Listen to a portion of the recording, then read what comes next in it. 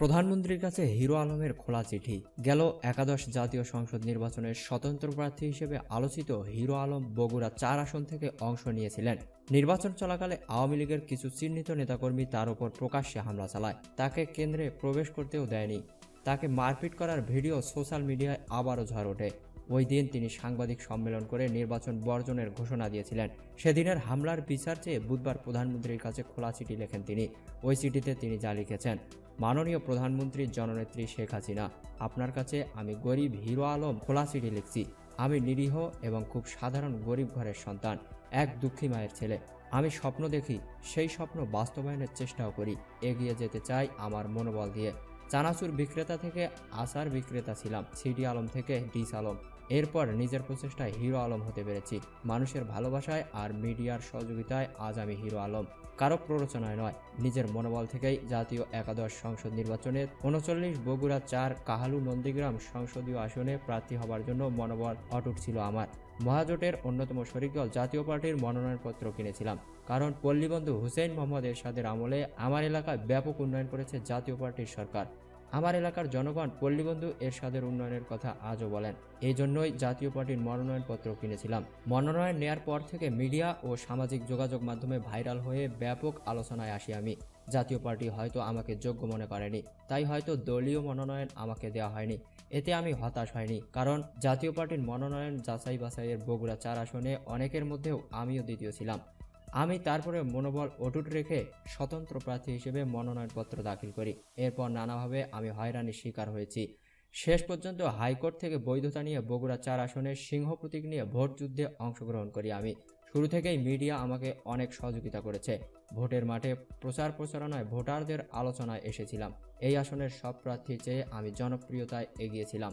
ভোটের কয়েকদিন আগে বগুড়া 4 আসনের কাহালু উপজেলা ও নন্দীগ্রাম উপজেলা এলাকার বিভিন্ন জায়গায় আমার পোস্টার ছিঁড়ে ফেলে দুর্বৃত্তরা।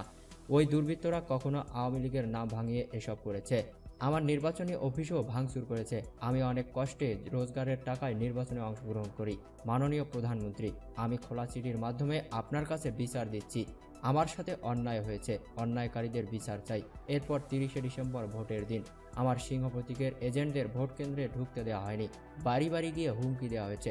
যেসব এজেন্ট কেন্দ্রে গিয়েছিল তাদের বের করে দেওয়া হয়। নন্দীগ্রাম ও কাহালু উপজেলার ভোট কেন্দ্রগুলোতে ভোটারদের কাছ থেকে জোর করে প্রকাশ্যে ভোট নেওয়া হয়েছে। অধিকাংশ কেন্দ্রে গিয়ে দেখেছি ব্যালট পেপার নেই। অনেক ভোটার ভোট দিতে পারেনি। আমি অবাক হয়ে যাই, হতাশ হয়ে যাই বাস্তব চিত্র দেখে। দখলে থাকা কেন্দ্রের দুর্বৃত্তরা বলে তারা নৌকার লোক। ভোট কেন্দ্র দখল করে দুর্বৃত্তরা ইচ্ছেমতো নিজেদের প্রতীকে সিল মারছিল। আমি বিভিন্ন কেন্দ্রে গিয়েছি, কিন্তু আমাকে ঢুকতে দেওয়া হয়নি। ধাক্কা দিয়ে কেন্দ্র থেকে বের করে দেওয়া হয়েছে আমাকে। ভোটের দিন বেলা 10:30টার দিকে নন্দীগ্রাম উপজেলার চাকলমা ভোট কেন্দ্রে গিয়ে দেখি একই চিত্র। সেখানে পুলিশ ছিল মাত্র একজন। রাস্তায় আর কোনো আইন শৃঙ্খলা বাহিনীর সদস্য আমার চোখে পড়েনি। আমি বলছিলাম, ভোটারদের ভোট দিতে দিন। ভোট কেন্দ্রে বহিরাগত কেউ থাকবেন না। এখানে কেউ থাকলে আমি অভিযোগ করব। এই কথা বলতেই চাকলমা গ্রামের শাহজান আলী, সুইট, রতন, মানিক, নন্দীগ্রাম সদরের রইস উদ্দিন, কৈগারি গ্রামের মোয়াজ্জেম হোসেন সহ অন্তত 15 থেকে 20 জন লোক আমার উপর হামলা করে বেধড়ক মারপিট করে। এ সময় আমার সাথে থাকা কর্মীদের সহ কয়েকজন সাংবাদিককে লাঞ্ছিত করে ওই সন্ত্রাসীরা। উপস্থিত শত শত ভোটার অবাক হয়ে দেখছিল। দুর্বৃত্তদের হাতে দেশীয় অস্ত্র ছিল। আতঙ্কে সাধারণ জনগণ ছোটাছুটি করছিল। একজন পুলিশ ছিল, যে কারণে হয়তো তিনি আমাদের রক্ষা করতে এগিয়ে আসার সাহস পাননি। আমার ব্যক্তিগত ক্যামেরা পার্সনের কাছ থেকে একটি ভিডিও ক্যামেরা ও আমার কাছ থেকে 2টি মোবাইল ফোন ছিনিয়ে নেয় ওই সন্ত্রাসীরা। আমাদের মারধর করে ভোট কেন্দ্র থেকে বের করে দেওয়া হয়।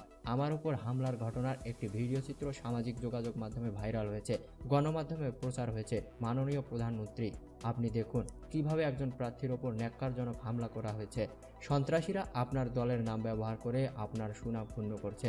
ভিডিওতে দেখুন, ওরা বলছে তারা আওয়ামী লীগের লোক। ওরা আপনার দলের নাম বলছিল বলেই আমি প্রেস ব্রিফিংয়ে আপনার দলের নাম বলছি। এজন্যই আমি দুঃখিত এবং অনুতপ্ত।